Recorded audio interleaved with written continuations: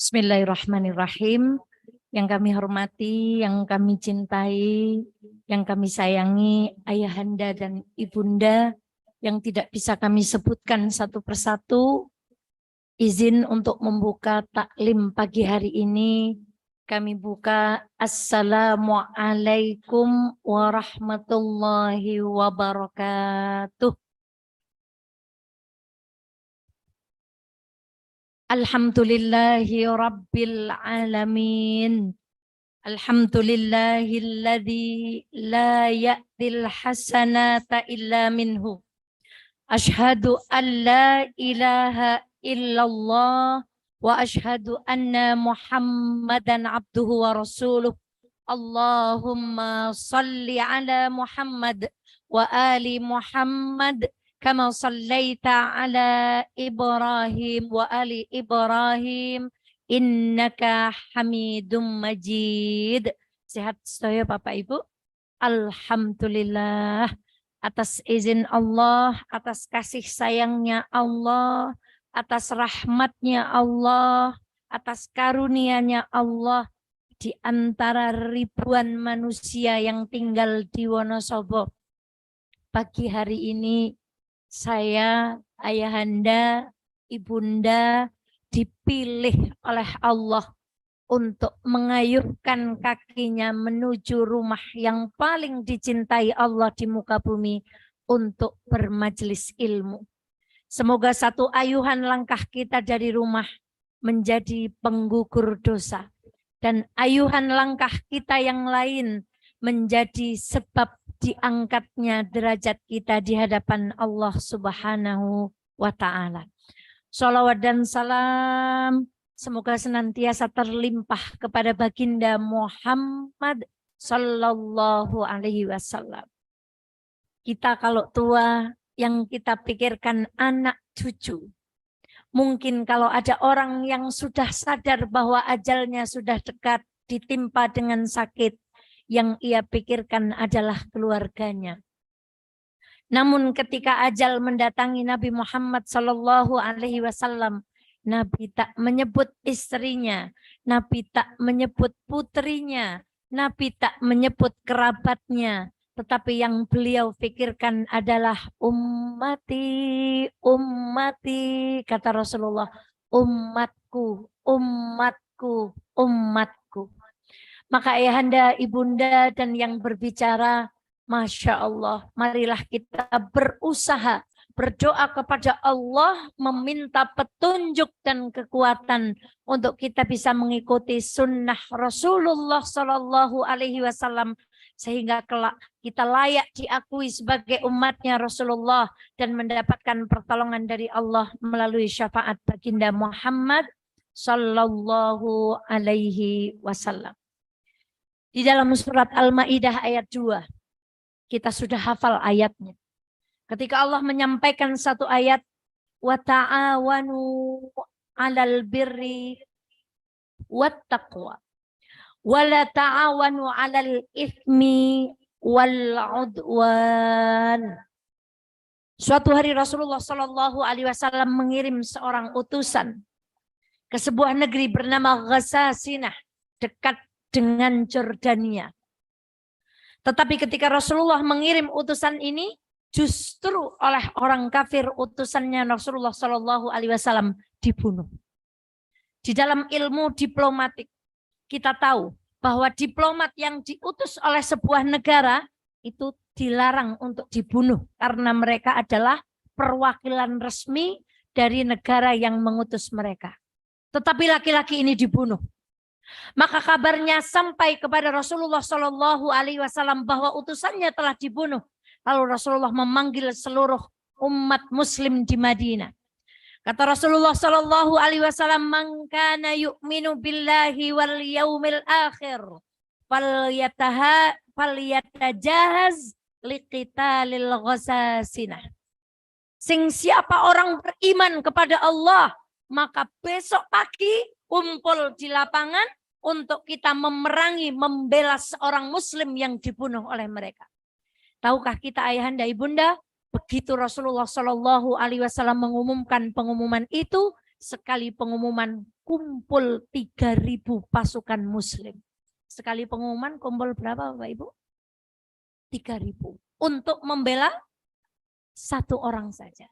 Hari ini untuk membela agamanya Allah, membela sesama, menegakkan kalimat Allah, bukan yang di sini, yang di sana. Kadang dicelok lewat flyer, diumumkan lewat mana-mana untuk rawuh pengajian. Abot alot mangkat ora, mangkat ora, mangkat ora. Kayaknya mendung bukan hujan kok, hujanan yang masuk. Tapi ibu bapak jangan tersinggung, itu bukan di sini. Dulu sahabat sekali dipanggil Rasulullah, berapa yang kumpul Bu? 3.000. Maka ayahanda dan ibunda sekalian yang dirahmati Allah, mari kita syukuri. Apabila hari ini Allah melembutkan hati kita untuk datang ketika Allah memanggil kita untuk duduk di majelis ilmu. Dalam satu pepatah Arab dikatakan, aktsaru ma yuhlikus salihina al-iqtiraru bit-ta'ah. Yang paling banyak mencelakakan orang taat. Yang paling banyak menggelincirkan ahli tahajud, ahli duha, ahli puasa, ahli duduk di majelis ilmu. Al-iqtiraru bit-ta'ah. Merasa cukup dan merasa bangga dengan ketaatan yang sudah dia lakukan. Wa aktsaru ma yuhlikul muqsirina al-ihtiqaru bil ma'asi. Dan hal yang paling banyak mencelakakan orang-orang yang saat ini bergelimang kepada maksiat adalah merasa kecil dengan dosa-dosa yang ia lakukan. Maka ayahanda ibunda, kenapa pagi ini kita dipilih duduk di sini? Orang yang beriman akan berkata, oh karena dosaku masih banyak. Maka Allah kasih kesempatan pagi ini untuk duduk di majelis ini. Supaya berguguran kesalahan-kesalahan kita insya Allah. Bukan untuk menjadi kebanggaan. Oh yang berarti wong apik ya dipilih Gusti Allah nyong ganjarane luweh akeh kalih sing mboten ngaos. Maka ibunda sekalian yang dirahmati Allah, sekali lagi semoga duduk kita diridhai oleh Allah Subhanahu wa taala. Saya buka dengan satu kisah. Ketika Raja Najmuddin Al-Ayyub waktu itu belum menikah, ditawari oleh para menterinya. Wahai raja, menikahlah dengan perempuan fulan, keturunan fulan, yang punya harta sebanyak ini dan seterusnya. Tapi satu kata-kata Najmuddin Al-Ayyub, aku hanya menginginkan seorang wanita solihah yang akan menggandeng tanganku menuju jannah dan dari rahimnya akan melahirkan anak-anak yang ia didik dengan baik hingga menjadi seorang pemuda dan kesatria yang akan mengembalikan kejayaan Baitul Maqdis. Tidak lama kemudian Najmuddin Al-Ayyub datang kepada gurunya. Di balik tirai ada seorang perempuan yang sedang berbicara dengan gurunya. Perempuan ini berkata, wahai guruku, aku hanya ingin menikah dengan seorang laki-laki yang dengannya tanganku digandeng ke surga. Dan darinya dititipkan di rahimku seorang anak yang akan aku didik menjadi kesatria yang kelak akan menaklukkan Baitul Maqdis. Najmuddin Al-Ayyub mendengar perkataan perempuan ini. Lalu dia berkata, wahai guruku, nikahkan aku dengan perempuan di balik tirai itu. Najmuddin Al-Ayyub, kamu itu raja. Kamu belum tahu siapa perempuan ini. Kata Najmuddin Al-Ayyub, aku tidak butuh mencari informasi tentang perempuan ini. Karena kata-katanya sama dengan cita-cita dengan siapa aku ingin menikah. Menikahlah Najmuddin Al-Ayyub dengan perempuan yang ada di balik tirai ini. Tahukah kita siapa yang terlahir dari perempuan ini? Adalah sosok panglima besar Islam yang bernama Salahuddin Al-Ayyubi yang kemudian dia berhasil menaklukkan Baitul Maqdis yang kita kenal sekarang dengan negara Palestina. Anak yang hebat, lahir dari orang tua yang hebat. Maka mari kita memohon kepada Allah. Kalau simbahnya duduk di sini, kalau kakungnya duduk di sini, kalau ibunya duduk di sini, kalau keluarga besarnya duduk di sini, semoga anak turun cucu ibunda semuanya dan yang bicara menjadi anak-anak yang kelak akan menegakkan agamanya Allah insya Allah. Dan ibunda pernah seorang penyair berkata, tidak ada perempuan yang bisa melahirkan pemuda seperti pemuda yang akan kita kaji hari ini yang bernama Khalid bin Walid. Siapa Bapak Ibu? Dia punya julukan Saifullah al-maslul. Pedangnya Allah yang terhunus. Siapa Khalid bin Walid? Khalid bin Walid punya bapak namanya Mughirah. Dari satu kabilah yang bernama Al-Mahzumi. Satu kabilah dengan Ummu Salamah, istri Rasulullah Shallallahu Alaihi Wasallam yang dinikahi Rasulullah setelah suaminya meninggal. Satu kabilah. Kabilah ini termasuk kabilah yang besar. Dan ayahnya Khalid bin Walid, namanya siapa? Mughirah, adalah orang yang kaya raya. Sugih.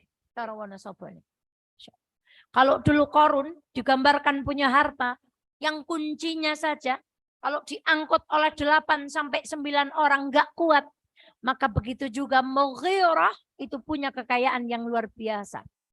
Ketika orang Quraisy mau mengganti kiswah Ka'bah, seperti yang kita saksikan ketika 10 Dzulhijjah, maka kata Mughirah, nggak usah keluarkan uang, saya saja yang ganti. Nanti ada acara apa lagi kata Mughirah, saya saja yang ganti. Betapa dihormatinya Mughirah karena memiliki harta dan ia gunakan untuk kepentingan umum. Namun ketika Rasulullah Shallallahu Alaihi Wasallam memanggil dengan agama Islam, mengajak penduduk Quraisy Mekah untuk menyembah Allah, Mughirah dan Khalid bin Walid belum berada dalam satu barisan bersama Rasulullah Shallallahu Alaihi Wasallam. Sampai ketika terjadi perang pertama di dalam Islam. Perang apa Bapak Ibu? Perang Uhud. Perang Uhud pasukan Muslim dipimpin langsung oleh Rasulullah Shallallahu Alaihi Wasallam. Perang kedua, perang pertama perang Badar. Kemudian pasukan kafir dipimpin oleh laki-laki ini. Namanya siapa tadi? Khalid bin Walid. Ini kira-kira gambaran jumlah pasukan antara pasukan Muslim dengan pasukan kafir Quraisy. Muslim kekuatannya 700. Ada yang mengatakan 750. Sedangkan Quraisy ada 3.000 pasukan. 700 lawan berapa Ibu? 3.000 pasukan. Kinten-kinten saat ini nek sing 700 delehaken teng tengah alun-alun, sing 3.000 ngepung teng pinggire. Kinten-kinten pinten menit sing 700 niku telas, Bu. Masya Allah, Bapak. Habis. Tapi tidak waktu itu. Allahu Akbar. Strateginya bisa kita lihat pada gambar itu. Yang hijau itu adalah pasukan Muslim. Yang hitam itu adalah pasukan kafir. Lalu Rasulullah menempatkan pasukan di satu bukit yang namanya Bukit Ar-Ramab. Bukit kecil segitiga yang ada di Tanah Merah itu. Bapak Ibu, ayo kita berdoa. Yang sudah tindak haji, doakan keluarganya dan anak cucunya bisa berangkat haji dan umrah. Yang belum tindak haji, mari kita berdoa kepada Allah, insya Allah. Dengan wasilah kebaikan-kebaikan yang Bapak Ibu lakukan, besok kita saksikan langsung seperti apa wujudnya bukit rumah. Kata Rasulullah, aku tempatkan kalian 50 orang di bukit rumah. Kata Rasulullah, jangan turun. Meskipun engkau melihat pasukanku menang di atas orang kafir. Kemudian Rasulullah berkata lagi, jangan turun. Meskipun engkau melihat jasadku dibunuh oleh orang kafir. Tetaplah berdiri di atas bukit rumah. Perang berlangsung. Pasukan Muslim menang. Kata yang di atas panah ini, di atas bukit ini. Jo, medun baik. Wong wis menang Kak. Kai, anak unta, anak pedang, anak tombak, anak baju besi. Ora apa-apa. Terus menang Jo, medun baik. Yang lain, jangan. Kata Rasulullah, kita enggak boleh turun. Kata yang lain, ora apa-apalah, medun baik. Dalam dakwah itu seperti itu. Ana sing Jo, ana sing aja. Ana sing Jo, ana sing aja. Mestinya yang ditaati yang mana? Sesuai dengan amanat Rasulullah Shallallahu Alaihi Wasallam. Berapa pasukan akhirnya turun? Dalam satu kitab sirah disebutkan yang tinggal 10 orang. Waktu itu pasukan kafir sudah kocar-kacir. Tapi Khalid bin Walid, wah, pada medun gak pada rebutan banda. Terus kejaman biyen niku jenenge rebutan banda pun berjuang weruh banda gemer niku pun kejaman biyen. Nek seniki anten wong berjuang njur weruh banda. Mer temen ya semangat jibai kayaknya kayak niku pun biasa. Maka kemudian mereka turun. Begitu melihat beberapa pasukan pemanah turun mengingkari wasiat Rasulullah, Khalid bin Walid orang yang sangat cerdas. Mari kita serang pasukan Islam dari belakang. Maka panah merah itu menunjukkan pasukan Khalid digiring oleh Khalid muteri Jabal Uhud. Diserang lewat belakang. Pasukan pemanah yang harusnya menjadi pasukan pertahanan tidak bisa menaklukkan pasukan Khalid karena tinggal berapa orang tadi. Akhirnya diserang pasukan Islam dari belakang. Panah merah itu yang hijau-hijau itu habis. Terbunuhlah 70 syuhada Uhud yang sekarang dikuburkan di Jabal Uhud sana. Kalah karena tidak menderek aturannya baginda Muhammad sallallahu alaihi wasallam. Ini urusan perang. Urusan perang, urusan dunia. Kalau enggak manut sama Rasulullah kalah. Apalagi urusan akhirat. Maka Bapak Ibu bersyukurlah. Lewat persyarikatan, lewat masjid ini kita diberikan petunjuk untuk gimana menjalankan hidup ini melalui petunjuk Rasulullah sallallahu alaihi wasallam. Maka semoga kita termasuk orang-orang yang selamat dunia dan akhirat. Mati. Ini Bukit Rumat. Yang datar itu, sedikit menggunung. Kemudian 70 syuhada Uhud dikuburkan di sana. Ini kalau nampak agak tinggi. Dan Ibu, selain 70 orang ini, terluka masing-masing pasukan minimal 5 sayatan pedang. Selain yang 70 gugur, masing-masing terluka minimal berapa Bu? Kinten-kinten nek ke perang 5 sayatan pedang, onten pengajian Ahad pagi Al-Arqam tindak nama mboten? Mboten Bu.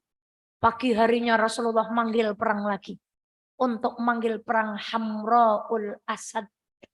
Dan setiap yang terluka itu tidak ada satupun yang tinggal kecuali mereka kembali memenuhi dakwah Rasulullah sallallahu alaihi wasallam. Allahu Akbar. Baik.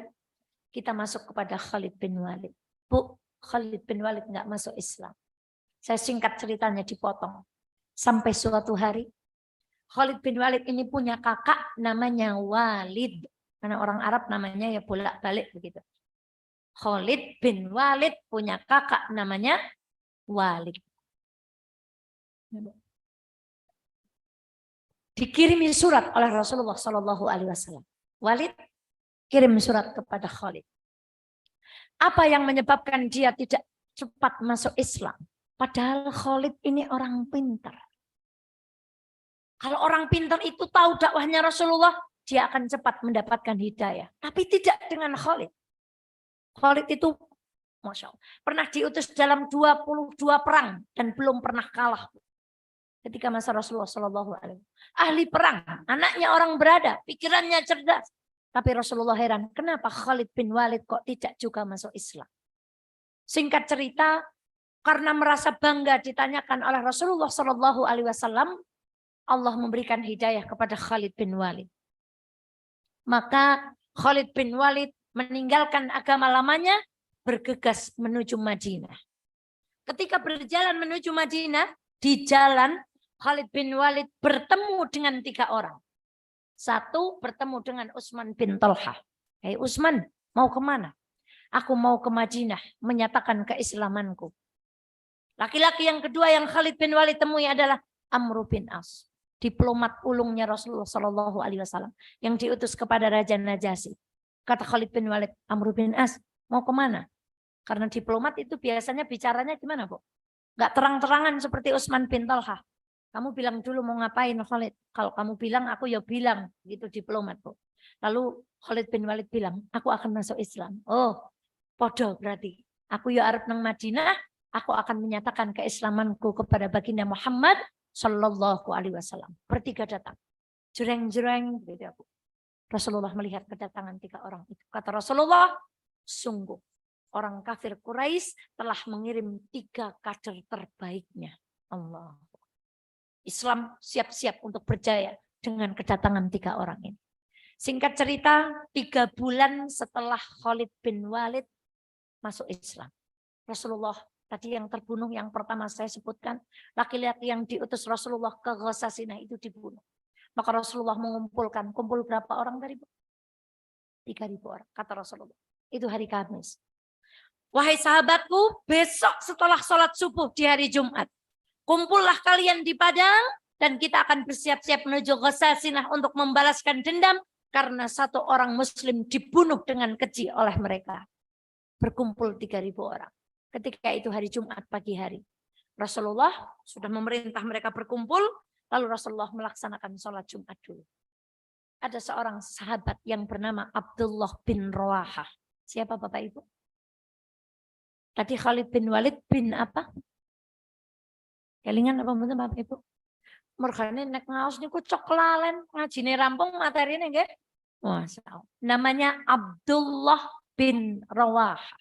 Dia begini. Lah, timbang ngenteni nang alun-alun nyetak milu jemuahan dengan baik lah. Padahal kata Rasulullah suruh kumpul di mana?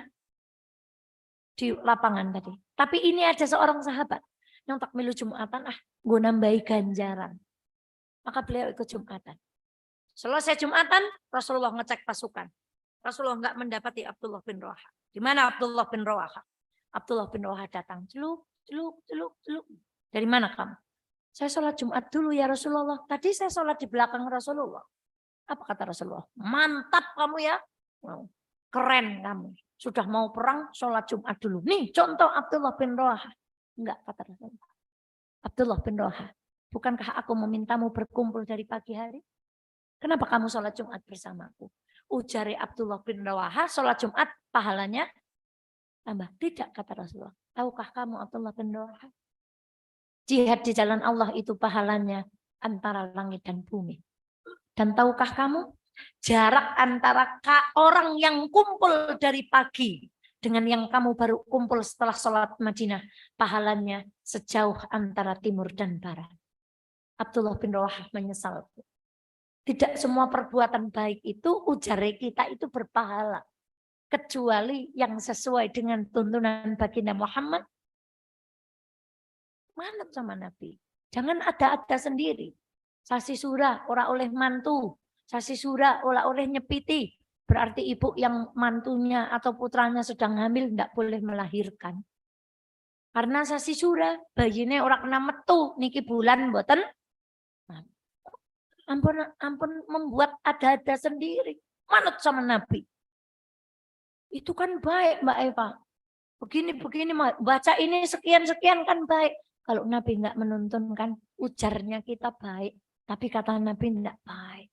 Maka Abdullah bin Rawahah bersumpah. Tidak ada yang mampu menebus kesalahanku siang ini kecuali aku mati di jalan Allah. Kumpul 3.000 orang. Lalu Rasulullah mengumumkan siapa panglima yang akan memimpin perang Mu'tah.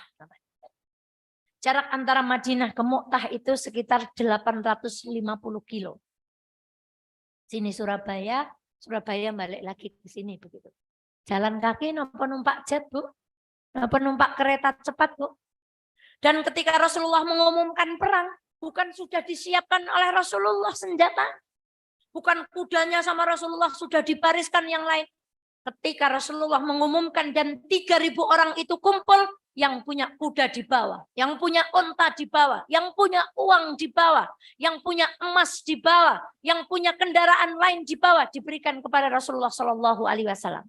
Nah, sekarang kita ngaji nggak suruh bawa uang, Bu, nggak suruh bawa emasnya Ibu, datang sini. Ayo kita menegakkan agama Allah dengan kita meramaikan majelis ilmu. Nggak usah bawa pedang, nggak perlu berdarah-darah. Berapa yang kumpul? Mereka diminta bawa uang, bawa pedang, sangu sendiri. Bekalnya bawa sendiri. Rasulullah nggak membiayai perang itu. Masih kumpul 3.000 orang. Maka Rasulullah kemudian mengumumkan siapa yang akan memimpin pada peperangan ini.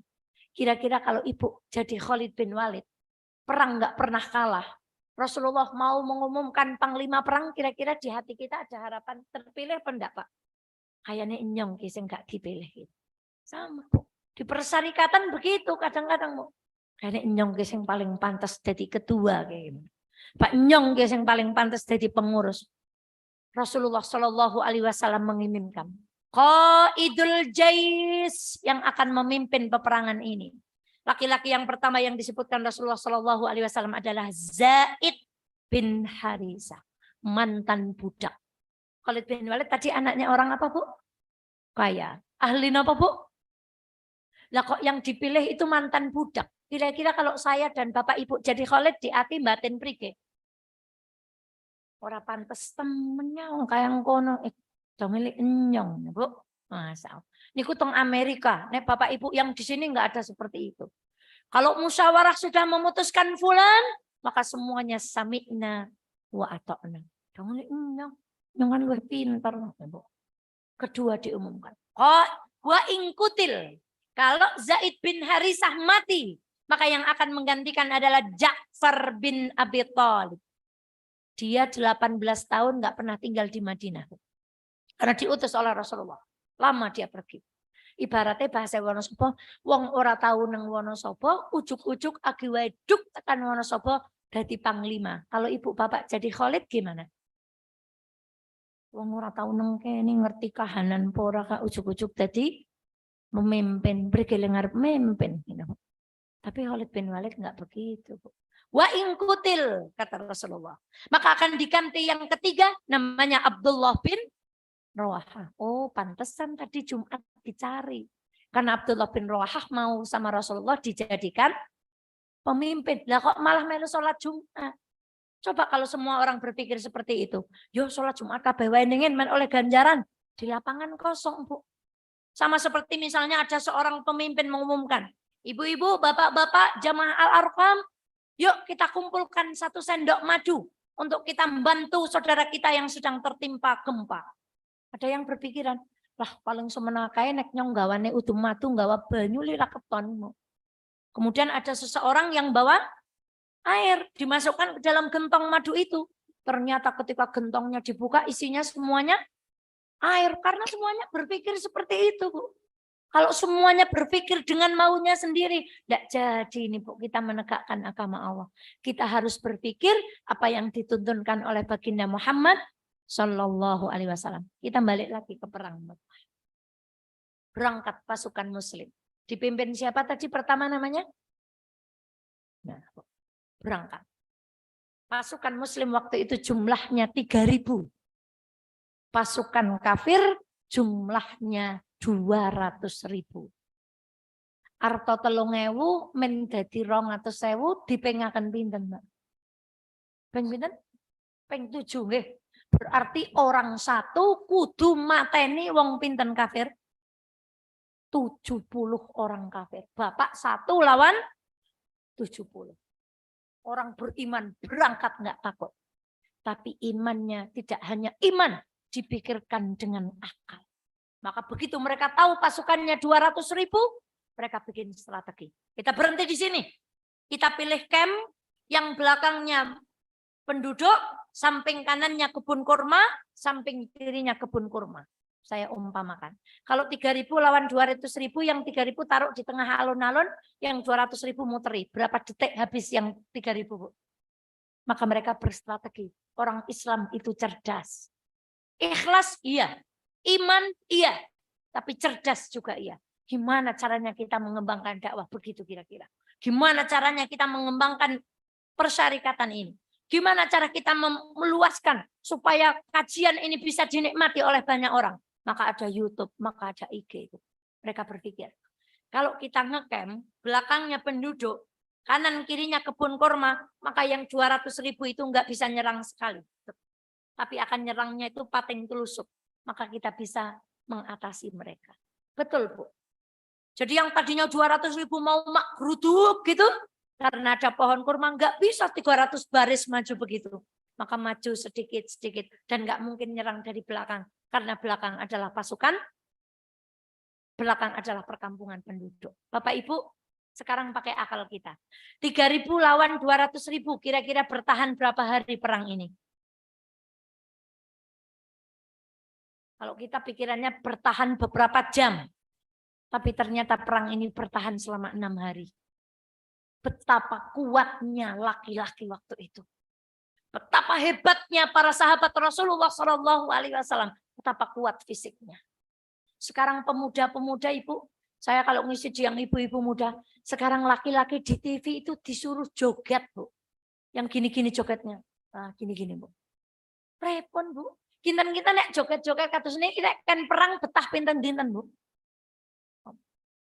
Maka zaman saya kecil laki-lakinya itu repek, ngaret, tandur. Laki-laki sekarang anak-anaknya disuruh diajarin joget, Bu.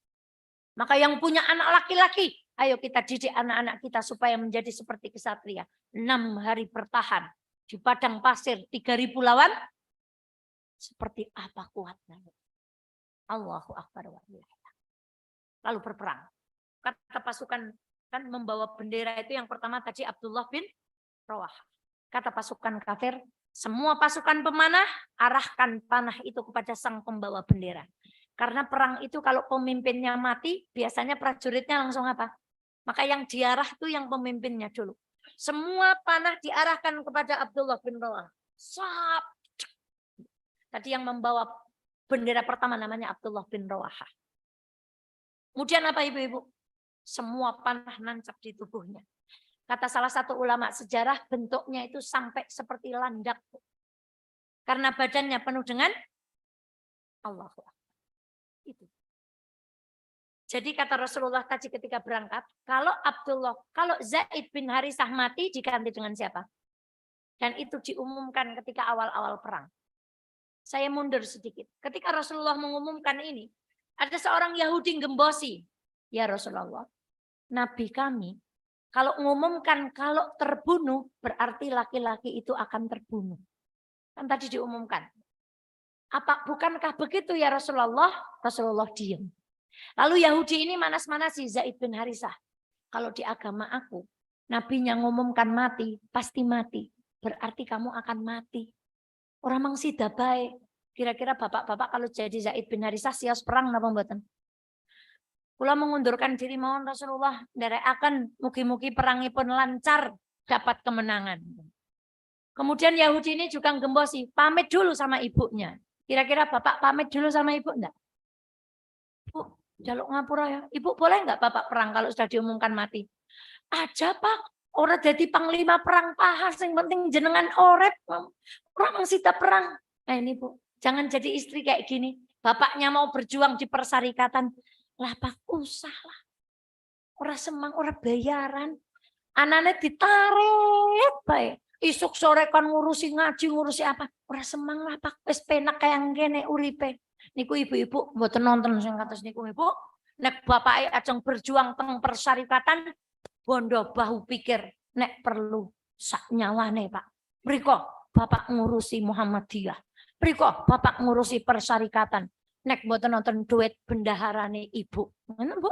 Kan di Muhammadiyah gitu. Enggak ada minta uang bendahara ke bendahara tuh mboten nonton. Adanya bendahara rumah tangga, Bu. Jadi kalau mau tindak ngaji minta uangnya bukan ke bendahara organisasi tapi minta uang sama siapa, Bu? Minta uang ke Ibu. Ngoten nggih, Bu? Enggak pamit mereka bertiga sama istrinya, Bu. Saya berangkat. Mati betul. Lalu diganti oleh laki-laki yang kedua. Siapa, Bu? Dan jangan salah, kalau sekarang ada live streaming, mereka tadi perang di Tabuk, Rasulullah live streaming di Madinah. Sahabat yang nggak ikut berperang diceritani, Zaid bin Harisah sudah meninggal. Dan aku melihat Zaid bin Harisah sedang duduk di atas dipan di surga. Diganti oleh Ja'far bin Abdul Muthalib, bin Abi Thalib, maaf. Kemudian Ja'far memegang bendera Rasulullah dengan tangan kanannya. Kata pasukan, kibas tangan kanannya, dipedang. Patah tangan kanan Ja'far. Diganti dengan tangan kirinya, kata pasukan kafir. Kejar tangan kirinya. Ditebas, habis tangan kirinya. Dipegang dengan sisa badannya Ja'far. Dibunuh juga Ja'far. Meninggal dengan 80 sayatan. Kata Rasulullah SAW. Wahai sahabatku, aku melihat Ja'far saat ini terbang di surga menggunakan 2 sayap. Karena dia kehilangan apa, Bu? 2 tangan. Diganti Allah dengan apa? Inilah imannya orang Islam. Apapun yang kita hilang, yang kita ilangi, uang, tenaga, waktu untuk menegakkan agama Allah, di surga diganti dengan ganti yang semisal dan lebih baik. Jadi hari ini kita ngaji, diganti sama Allah besok waktunya. Hari ini kita ngangkat, diganti sama Allah uangnya. Suaminya ibu atau ibu ngurusi persyarikatan anaknya ditinggal. bisnisnya ditinggal, disiapkan oleh Allah gantinya yang terbaik. Kata Rasulullah, aku melihat Ja'far bin Abi Thalib terbang di surga dengan 2 sayap. Allah meninggal. Diganti siapa, Bu? Abdullah bin Rawaha. Abdullah bin Rawaha ragu-ragu. Sampai Abdullah bin Rawaha dikisahkan membuat syair ini. Maju mundur, mati kabeh wong loro. Berarti nyong ya Arab, kalau Bapak jadi Abdullah bin Rawaha maju apa enggak? Jenengan mawon lah, kula tak mundur. Kemudian beliau bersyair. Apa yang kamu takutkan wahai Abdullah bin Rawaha? Bukankah ini yang kamu cari selama ini? Karena hanya dengan menang atau mati syahid kita bisa berjuang di tempat ini. Dia berdialog. Berarti dia berhenti dulu. Maju Abdullah bin Rawaha, terbunuh. Kata Rasulullah, aku melihat Abdullah bin Rawaha didipan di surga, tapi letaknya di bawah. Pertanyaannya, kenapa Abdullah bin Rawaha dipannya lebih rendah? Karena sempat berhenti. Karena pertimbangan. Ngaji yo, mangkat ora, mangkat. Niku anjlok posisinya teng surga. Amal 5.000 apa 10.000? 10.000 wae lah, 5.000 wae. Niku langsung anjlok teng surga. Jadi pengurus apa orangnya? Gelem apa orangnya? Gelem apa? Usah. Usah. Niku langsung anjlok, Bu. Terus kalau ada kebaikan jangan banyak pertimbangan. Maju. Ngitung benik mangkat ora, mangkat ora, mangkat ora. 5.000 apa 10.000? 5.000 apa 10.000? La ilaha illallah. Saya berapa kali menyebutkan. Yang namanya Soekarno-Hatta itu pakai peci, Bu. Dinas, ganteng pakai jas. Tapi 2 pahlawan ini yang paling jarang masuk masjid. Nggih Bapak Ibu. Lalu kemana sudah pakai peci nggak ke masjid, Bu? Sudah jam 7 ternyata. Tapi pahlawan Patimura itu bawa pedang. Tapi herannya yang paling sregep masuk masjid itu orang yang bawa pedang. Kata malaikat di Al-Arqam, nyong rapan meng Al-Arqam maning. Ngapa sih? Lu udah jamaah kanggawani pedang wedi nyong. Yang kita masukkan ke kotak pagi ini berapa, Bu? Setitik Mbak Eva, sing penting ikhlas. Niku penyakit. Ketbian kamanut kali kiai setitik sing penting mboten dadi niku kathah lan ikhlas. Eman-eman. Niku nek kakean pertimbangan mungkin ndak surgane anjlok kok. Terbunuh. Kira-kira 3 ini terbunuh. Sekarang kalau jadi Khalid bin Walid, mereka sudah terbunuh semua, kira-kira yang memimpin siapa? Ternyata tidak. Ada laki-laki yang lain yang ditugaskan membawa bendera. Tapi laki-laki ini berkata, Pak Khalid, nggon jenengan mawon, kula mboten saged. Kata Khalid bin Walid, mboten, jenengan sing ditonjok Rasulullah, kula mboten. Kalau saya jadi Khalid bin Walid ket mau dong neh nyong, Bu. Li ora kasih wong telu mati. Orang ngandel wong saya panglima. Tidak Khalid bin Walid. Karena Khalid bin Walid tahu beliau baru 3 bulan masuk Islam. Yang berhak memimpin orang Islam yang faqih agamanya. Maka setelah laki-laki itu menyerahkan panjenengan mawon, Khalid bin Walid menerima bendera itu. Ngaji kita terlambat sedikit nggih Bapak Ibu. Setelah ini Ibu boleh lari-lari ke Ustadz Salim Filah sana, Bu. Kata Khalid bin Walid, kita nggak mungkin 3.000 lawan 200.000. Kita harus buat strategi. Kata Khalid bin Walid. Semua pasukan mandi. Bajunya dicuci. Pedangnya yang kena darah dibersihkan. Kudanya dimandikan. Untanya dimandikan. Semua sahabat bingung. Apa ini akal-akalnya Khalid bin Walid. Setelah mereka melakukan, besok pasukan yang di depan pindah di belakang. Pasukan yang di samping kanan pindah ke sebelah kiri. Betul, Bu. Sahabat tidak bertanya. Garing apa orang Mbak Eva niku kan ngumbahi kelambi. Garing nek teng Mekah, Bu. Nek teng mriki mboten garing. Apa kata Khalid? Suruh pindah ke depan. Begitu paginya perang, pasukan kafir kaget. Pasukan baru ini. Berarti Islam dapat bala bantuan. Padahal enggak dapat bala bantuan. Pasukan lama cuman bajunya suruh apa? Masih gagah-gagah. Maka ada satu riwayat yang mengatakan ketika perang boleh nyemir. Supaya yang tua-tua itu kelihatan mudah, tapi di luar itu tidak boleh. Tetaplah dengan ubannya. Yang samping kanan sana pindah samping kiri sehingga pasukan itu gulagapan. Gawat ini. Pasukan Islam dapat bala bantuan, padahal bukan. Dan Khalid berpesan kepada pasukan penunggang kuda, nanti di belakangku kudanya kalian suruh gedebuk tanah. Gedebuk sehingga debunya kemana, Bu? Membumbung ke langit. Betul, mereka melakukan apa yang dikatakan Khalid. Debunya membumbung ke langit. Pasukan kafir mengkerut. Mereka bilang sama panglimanya, apakah kita berperang lanjutkan?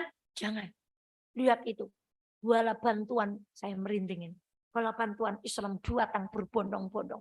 Debunya saja sampai, padahal cuman kuda diapakan, Bu? Gedebuk, kata Khalid. Nanti kalau pasukan musuh sudah ragu-ragu, aku akan berkata kepada kalian, wahai pasukan muslim, kembali. Suruh pulang ke Madinah. Karena tidak mungkin 3.000 lawan. Inilah meletakkan iman, meletakkan harapan, meletakkan kecerdasan dalam satu tempat yang sama, dalam keimanan di dalam hati. Khalid bin Walid enggak ora apa-apa, mati kabeh lawan 200. Enggak, kita harus menang dengan cara yang cantik. Begitu debu membumbung tinggi, Khalid bin Walid berkata, pasukan Islam mundur. Mundur pulang. Dikejar enggak sama pasukan kafir? Enggak. Karena pasukan kafir takut. Jangan-jangan nanti di jualan datang lagi bala bantuan yang lebih banyak. Tadi Rasulullah live streaming loh, Bu. Melihat pasukannya pada mundur, berarti mau pulang kemana? Madinah. Istrinya di rumah gempung. Wongkon perang kamalah Wali. Mereka menyiapkan batu di tangan mereka masing-masing. Begitu pasukannya mau masuk Madinah, mau diapakan? Mau diapakan, Bu? Mau dibelanduk. Dueke kon perang kamalah Wali malah kabur. Kalau ibu garwane perang selamat kondur diapain? Alhamdulillah. Jenengan malah selamat ya Allah. Alhamdulillah jenengan orang mati. Tidak dengan istri sahabat waktu itu. Suaminya nggak mau berjuang di jalan Islam, disiapkan apa, Bu? Nginjang anggar wonten bapak mboten purun ngaos, mboten purun jamangah, mboten purun berjuang teng persyarikatan, disiapaken apa, Bu? Tak blandok reka anggar ora gelem ngurusi Muhammadiyah. Tak blandok reka nek ora gelem ngurusi agamane Gusti Allah. Nggih, Bu?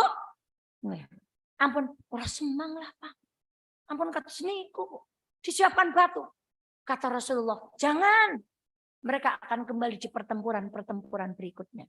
Karena sahabat ketika pamit dengan istrinya itu, saya pamit ya Bu, mau berangkat perang. Ibunya, hati-hati ya Pak, muka-muka jenengan waras amat.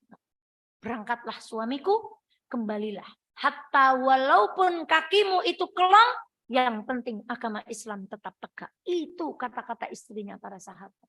Orang apa Pak, duitnya gue berjuang. Gue bangun masjid, gue bangun sekolahan, gue berjuang. Orang apa-apa. Nek perlu gelangnya ibu, gue nek kurang. Ngeten Bu. Lah, bapak wingi is gelang siji, siki gak tambah meneng kalunge dan engkal ngurusi persyarikatan ngentek-entekna duit. Niku jenenge wong wadon sing teng benua Antartika niku. Nah, ibu-ibu mboten. Nggo gelange, Pak. Nggo kalunge, Pak. Ibu mboten usah ngagem niki, ngenjang digantos teng swarga. Ngeten nggih, Bu? Nek ingat-ingat kalau ada bapak-bapak males berjuang agama Islam, siapin apa, Bu? Bulanduk. Kata Khalid bin Walid, kata para sejarawan, setelah ini saya akhiri, inilah strategi perang yang belum bisa dipecahkan oleh kaum kafir. Menang dengan cara yang luar biasa elok. Menang dengan perang yang luar biasa. Dan Khalid bin Walid itu laki-laki yang bisa mengendalikan kuda tanpa tangan. Jadi tangannya pegang pedang, kirinya pegang pedang, kakinya mengendalikan kudanya begitu. Dan ketika perang Mu'tah, Khalid bin Walid menghabiskan 9 pedang. Bapak setunggal pedang umur pinten? Umur kasih wotoh, kasih diturunkan peng. Dalam satu sejarah Khalid bin Walid itu habis, berarti badannya segimana kuatnya. Di saat itulah Khalid bin Walid mendapat julukan Saifullah Al-Mas. 3 bulan masuk Islam dapat julukan pedang Allah yang terhunus. Kita berapa tahun masuk Islam? Julukannya kita apa Pak? Ahli sedekah, ahli berjihad, ahli dzikir, ahli tahajud. Khalid bin Walid 3 bulan masuk Islam dapat julukan Saifullah Al-Masrur. Umar bin Khattab beberapa detik masuk Islam diberi julukan Umar Al-Faruq. Abu Bakar masuk Islam dapat julukan apa? Abu Bakar As-Siddiq, sahabat yang selalu membenarkan. Kita bertahun-tahun masuk Islam dapat julukan apa, Bu? Maka inti dari pengajian ini, berjuang dengan kapasitas masing-masing. Sampai Allah punya julukan untuk kita. Oh, bukae julukane nek ngaji Al-Arqam mesti lenggah paling ngarep. Oh, Pak Niko nek ngaji Al-Arqam mesti karo. Oh, Pak Kae nek mangkat jemuahan mesti nggawa Soekarno-Hatta. Oh, bukae nek garwane arep mangkat pengajian, semangatnya luar biasa. Berbuat baiklah sampai Allah memberikan kita satu julukan yang kelak akan membuat kita dimasukkan oleh Allah ke dalam surga.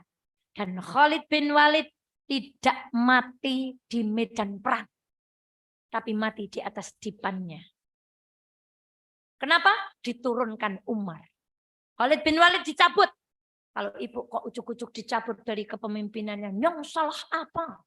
Nyong harus berbuat kangkene tiba-tiba nyong di dunia. Kata Umar, Khalid, umat Islam sudah mulai syirik. Mereka bersyair, kalau ada Khalid perangnya pasti menang. Kalau ada Khalid perangnya pasti menang. Enggak boleh umat Islam bicara seperti itu. Mestinya bicaranya, kalau ada Allah, pasti kita menang. Maka Khalid bin Walid meninggal di atas dipannya. Tidak kurang mulia orang yang meninggal di atas dipannya. Seperti yang diriwayatkan oleh Rasulullah, ada orang syahid mati, satunya lagi meninggal di atas dipannya, meninggal 1 tahun kemudian. Tapi ketika di surga, yang meninggal di atas dipan duluan yang dipanggil. Kenapa? Kata Rasulullah, bukankah 1 tahun itu ia gunakan untuk sujud, untuk ngaji di Al-Arqam, untuk membaca zikir? Maka pahalanya dengan yang mati duluan, dengan yang umurnya panjang digunakan untuk ketaatan, pahalanya jauh bandingnya luar biasa. Maka yang bicara ini, dengan yang duduk ini, jauh, Bu. Sedekahnya lebih banyak ibu, istighfarnya lebih banyak ibu, tobatnya lebih banyak ibu. Anggap saja yang bicara ini, anak wedok yang sedang dilatih untuk latihan pidato. Tapi pahalanya di sisi Allah, hormat saya kepada ayahanda dan ibunda, orang tua, pahalanya di sisi Allah jauh lebih banyak dan lebih besar daripada kami-kami yang muda.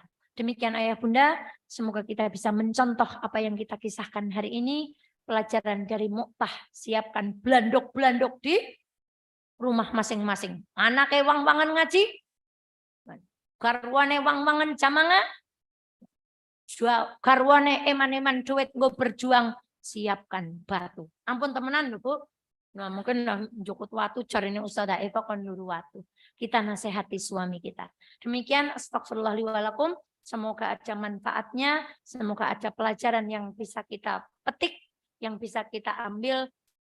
Astagfirullah, semoga Allah mengampuni saya atas segala kesalahan yang saya perbuat. Semoga ayahanda ibunda diberikan umur yang panjang, keturunan yang solih dan solihah, serta dititipi harta yang bermanfaat untuk umat.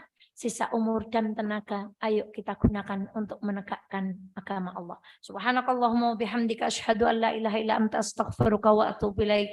Assalamualaikum warahmatullahi wabarakatuh.